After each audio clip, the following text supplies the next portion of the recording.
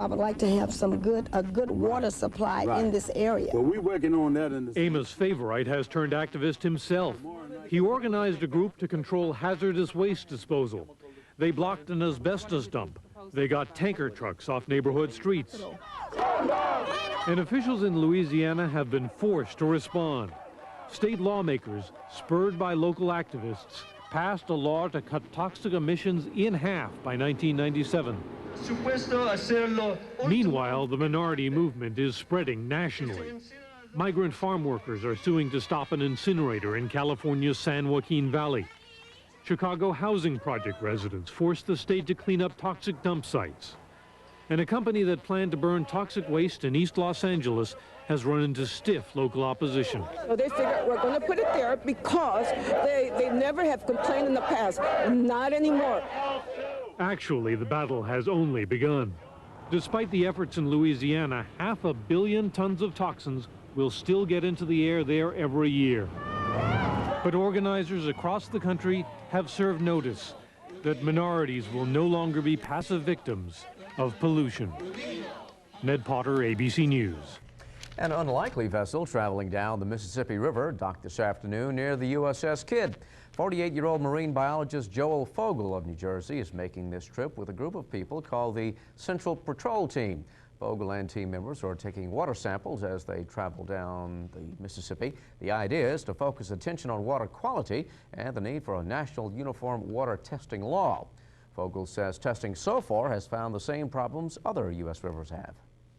Well, we've got a lot of soil in the water and a lot of herbicide and pesticide, and there's a lot of erosion that's taking place. And what needs to be done is the people need help. They need help from the government.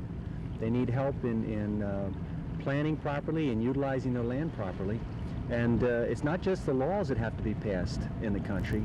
There has to be money put aside to assist the farmers and the other individuals who have to take care of this terracing and irrigation erosion problem. Fogel says he is not trying to find chemical plants to point fingers at. He says we're all part of the problem and must all work together to support clean water legislation. 7 people were injured today when 2 offshore oil crew boats collided in Timbaleer Bay. That's where an oil slick from a burning well threatens wildlife. All of the injured were identified as civilian contractors. Those boats were being used to ferry workers in and out of that area. A brand new problem today with that offshore oil rig fire 50 miles southeast of Houma. 7 people were hurt today when a pair of offshore crew boats collided in Timbaleer Bay. All the injured were civilian contractors. Pollution from the spilling oil is now moving past the Timbaleer Islands toward shore, posing threats to birds and sea life. The Coast Guard says 4 white pelicans covered with oil were seen on East Timbaleer Island by authorities flying over the area today. The oil well blew last Tuesday, then caught on fire on Thursday of last week. More than 30,000 gallons of oil has come out of the rig, and the Boots and Coots firefighting team is still unable to bring things under control. They were delayed last week by high winds gusting to nearly 50 miles an hour. If you had looked out on the Mississippi River near the USS Kidd around 12:30 today, you would have spotted a blue kayak threading its way to the shore. The little kayak is carrying 48-year-old Joel Fogel of New Jersey.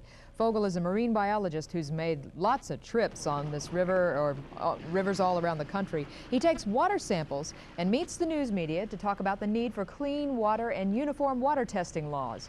But don't mislabel Fogel. He's not Greenpeace, he's not militant, and he's not here to point fingers at any of the chemical plants. There are no good guys or bad guys. We use products, we're part of the problem. If we drive a car, if we go to the toilet,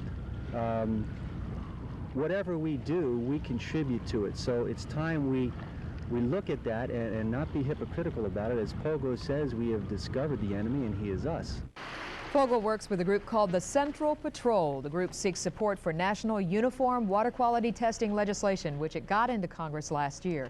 Fogel says the biggest problem is herbicide and pesticide runoff from farmlands. He says farmers need government help and government money to solve the problem.